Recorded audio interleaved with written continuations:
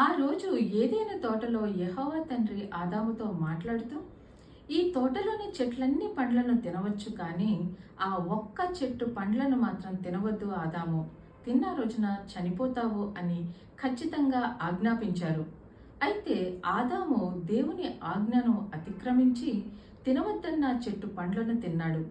అందుకే రోమీయులకు రాసిన పత్రిక 5వ అధ్యాయం 12వ వచనంలో లేఖనాలు ఏమని చెప్తున్నాయంటే, ఒక మనుష్యుని ద్వారా పాపము, పాపము ద్వారా మరణము ఈ లోకములోనికి ప్రవేశించను అని దేవుడు తెలియజేస్తున్నారు. ఆదాము చేసిన ఆజ్ఞాతి క్రమం వలన పాపము, మరణము ఈ లోకంలోనికి ప్రవేశించాయి. మరొక ఎగ్జాంపుల్ చెప్పనా మీకు? మనందరము ఏదో ఒక కారణంతో బయటికి వెళుతూ ఉంటాము, ఆఫీస్కనో బజార్కనో. మనం వెళుతున్నప్పుడు కూడలి వస్తుంటుంది, అంటే చౌరాస్తా వస్తాయి. అక్కడ ట్రాఫిక్ లైట్స్ ఉంటాయి. గవర్నమెంట్ పెట్టిన రూల్ ప్రకారం ట్రాఫిక్ లైట్ రెడ్ వెలిగితే మనము ఆగాలి అన్న ఆజ్ఞ, గ్రీన్ వెలిగితే వెళ్ళాలి అన్న ఆజ్ఞ. రెడ్ వెలిగినప్పుడు మనము ఆగకుండా వెళ్ళిపోయాము అంటే గవర్నమెంట్ పెట్టిన రూల్ని మనము అతిక్రమించాము అనే కదా.